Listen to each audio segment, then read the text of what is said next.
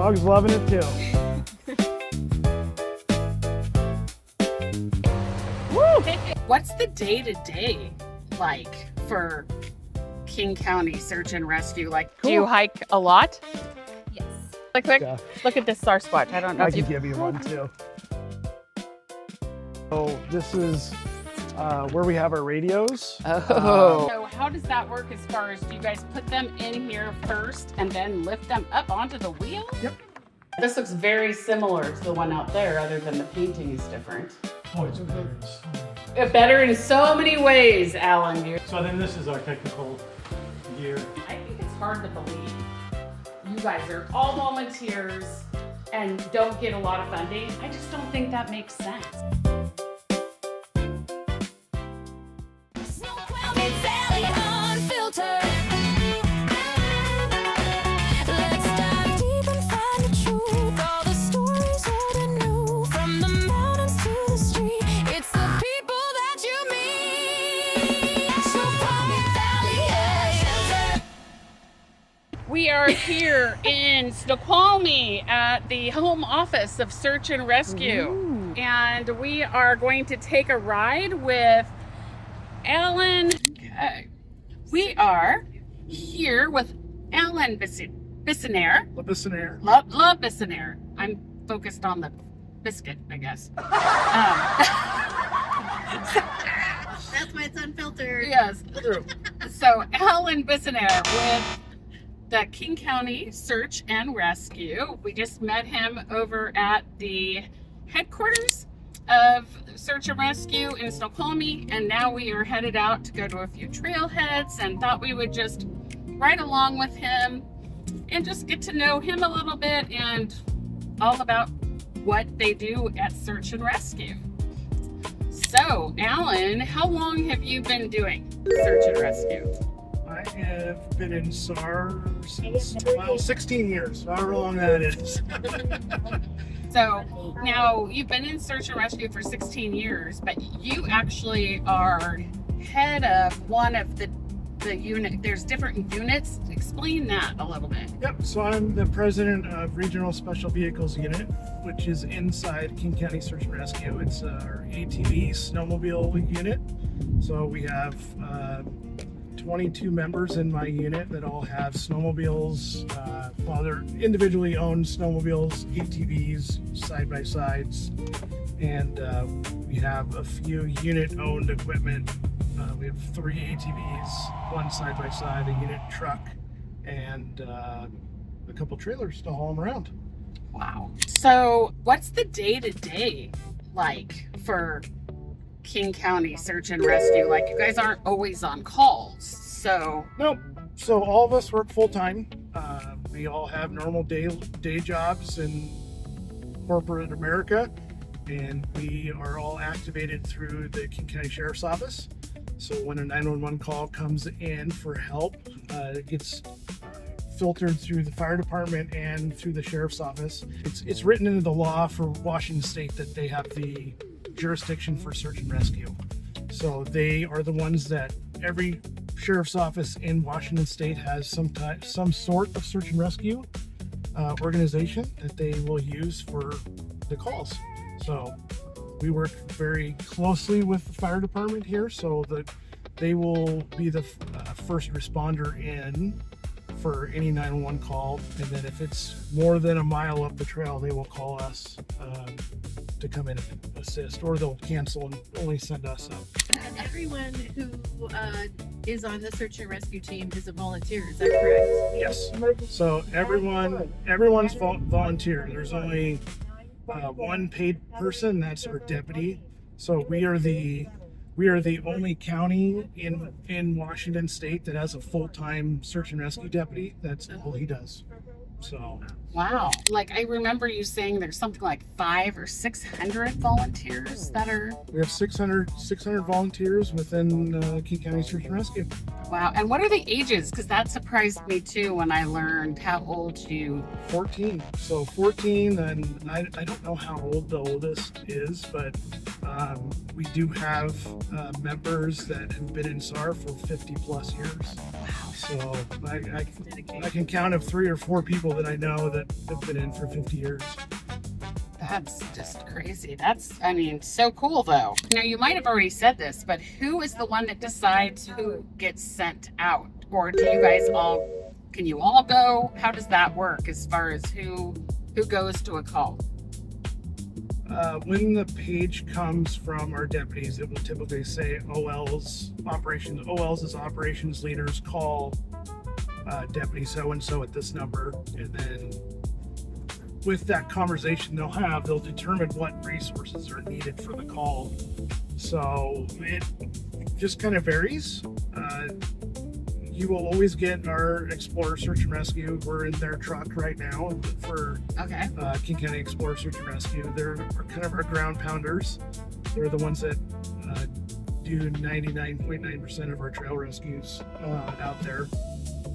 We also have Seattle Mountain Rescue, who is our specialized teams that deal with, I kind of think of like high rope, angle rope rescue. They deal with a lot of the mountain rescue stuff like Mount Rainier, but they're based here in North Bend with us, and they respond to almost every single call that we do also. How do you become a volunteer? What do you go through to become one? A lot of things. It depends on the unit that you join. Okay. It could be several hundred hours of training that they do. There's very specific state requirements that we have to get trained to, and then the individual unit training also. It varies from unit to unit on it. Is there requirements state level or what? So that's all what's required. So there's requirements in the WAC and RCW from the state that says to be an emergency worker, you have to complete X, Y, and Z, like the map and compass, first aid, wilderness survival, things like that, and you have to demonstrate those. What is the biggest thing people misunderstand or confuse about what it is you guys search and rescue does? Is there any big misconception? There's a huge one. Okay. Everyone thinks we're paid. So yes, I did. yeah, everyone thinks we're paid and that funded. And funded by the county And or you're the not. state. We're not. Yep. And then when we rescue someone, how much is this going to cost me? And there is no cost. There is no cost. That is interesting. We don't want people to be worried, hey, we're going to get a $10,000 bill after this, and then they delay calling 911, right? Oh, wow. That's right. More lives, we feel like more lives would be lost, or the severity of the injury could be worse if they wait to call. We want people, if they get into trouble, call 911 sooner than later, because it will take us 2 hours or more to get there, to get to you. So get on that call sooner than later. What's the most rewarding part? Like, why is it that you do this? Like, what do you get out of it, or what's the reason behind it? I think this has been answered multiple times and asked of me, and I think I can speak for everyone in SAR that we want to bring the loved ones home to their families.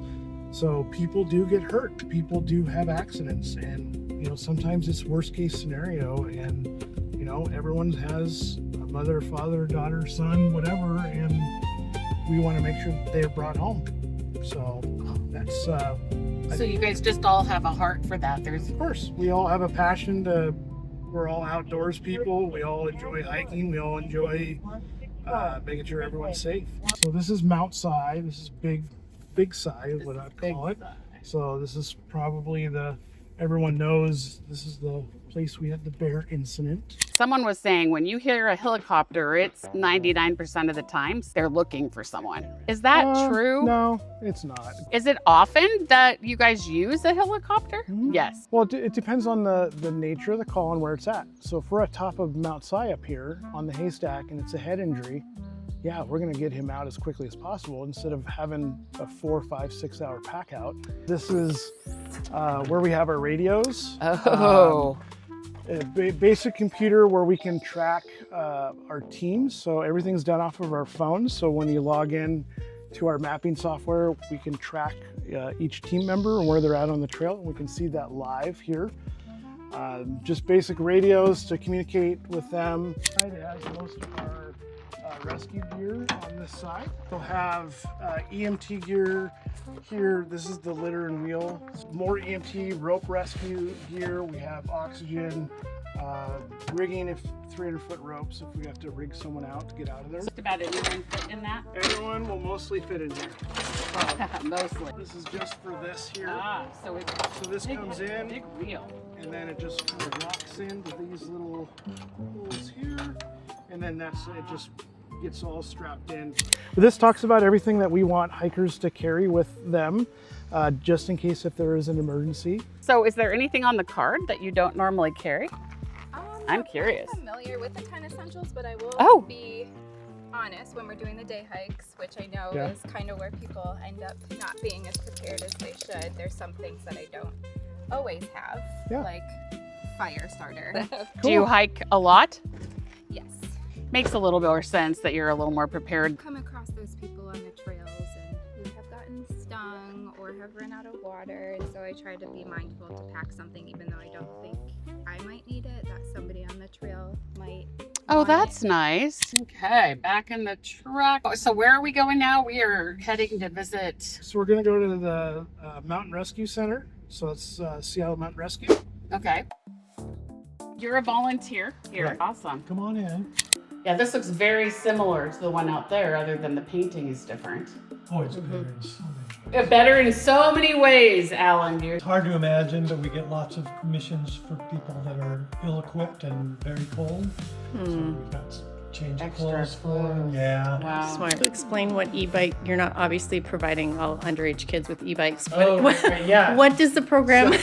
So we started a pilot program several years ago, and to find out if e-mountain bikes, so specifically bicycles that are mountain bikes that have motors in them, battery powered, would help us be able to get to subjects faster on a trail. And So it's not for the public.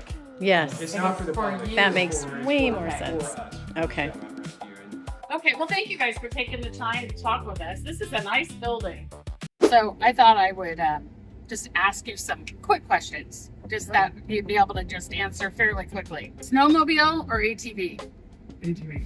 ATV. I'm gonna make it a longer question. With why? I'm not built for a snowmobile. Okay, there They you are, go. they are hard to ride. Day mission or night mission? David. Yeah, that's kind of an obvious. Forest or mountain? So I'm not sure what the difference is. Maybe more of a climbing mountain versus forest just out in thick woods. Probably regular forest. It's not mountains. Yeah, where you have the steep. Yep, mud or snow? I'm gonna go mud. Mud. Okay. Mexican food or pizza? Mexican food. 100%. Yeah. Boots or trail runners? Radio or text? Radio. Fast-paced or methodical? Fast paced. Okay, so what's more common, overdue hiker or lost person? I'm gonna go different and say injured hiker. Injured hiker. Okay, biggest challenge, weather or terrain? Probably train.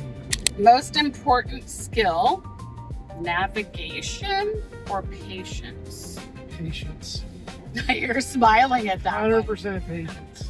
So this is the last question. What's the most memorable rescue you've ever been on? I was just talking to someone about it today. It was the outside plane crash. Oh, when was that? Probably 10, 12 years ago. This is when we had a little Cessna, 2 a.m. flew into the side of Mount Si. Oh my God. Killed 3 people. Just the most memorable about it is just the amount of sheer news that myself and a sergeant were on the front cover of it, from moving the subjects out of the helicopter to the ambulance. And it would just that sticks with me forever on that, because it's just him and I talk about it all the time. Yeah. So that's something I'll never forget. Remember to like this video, subscribe to the channel, and comment below letting us know what you want us to cover next. Thanks for watching Snoqualmie Valley Unfiltered.